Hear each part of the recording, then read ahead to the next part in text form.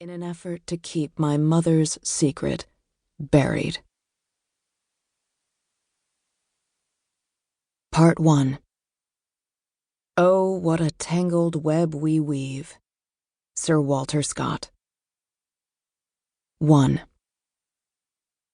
Ben Souther pushed through the front door of our Cape Cod beach house on a hot July evening in 1980, greeting our family with his customary enthusiastic "How do?" In his early 60s at the time, Ben had a full head of thick white hair and calloused hands that broadcast his love of outdoor work. I watched from the hallway as he back-patted my stepfather, Charles Greenwood, with one hand, and with the other raised high a brown paper grocery bag, its corners softening into damp, dark patches.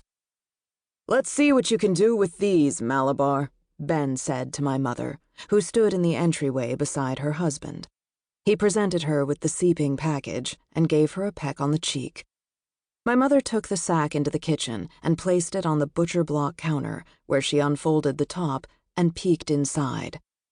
"Squab," Ben said proudly, rubbing his hands together. "A dozen, plucked, cleaned. I even took the heads off for you." Ah, so the wetness was blood. I glanced at my mother, whose face registered not a trace of revulsion, only delight. She was, no doubt, already doing the math, calculating the temperature and time required to crisp the skin without drying the meat and best coax forward the flavors. My mother came to life in the kitchen. It was her stage, and she was the star. "Well, I must say this is quite the hostess gift, Ben," my mother said, laughing, appraising him with a tilt of her chin. She gave him a long look. Malabar was a tough critic. You had to earn her good opinion, a process that could take years and might not happen at all. Ben Souther, I could tell, had gone up a notch. Ben's wife, Lily, followed close behind, bearing a bouquet of flowers from their garden in Plymouth and a bag of wild watercress, freshly picked from the banks of their stream, peppery, the way Malabar loved it.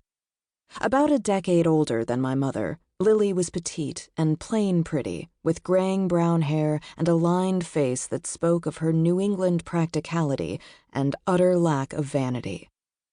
Charles stood on the sidelines, smiling broadly.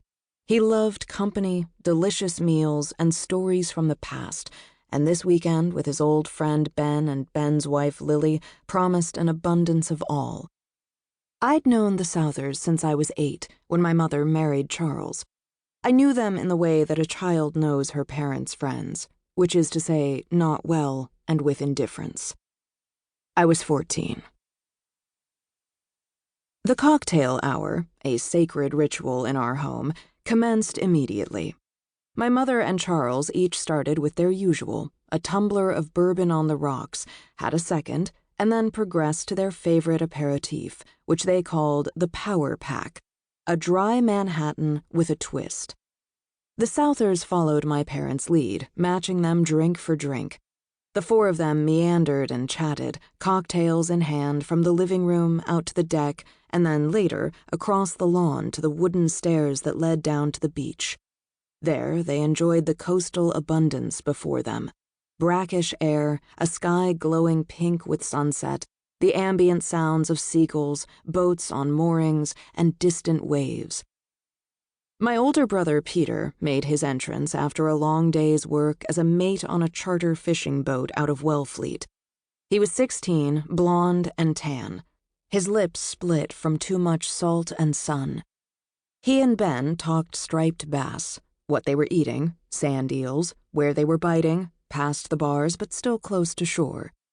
It was understood between them that this type of sport fishing, with its lowbrow chumming and high-test fishing line, was not the real deal. Ben was a fisherman's fisherman. He tied his own flies and made annual trips to Iceland and Russia to fish the world's most pristine rivers. He had already caught and released over 700 salmon in his lifetime, and his goal was to make it 1,000. Still, a day on the water was a day on the water, even if it was spent with beer-guzzling tourists. "When's dinner, Mom?" Peter asked. My brother was endlessly ravenous, always.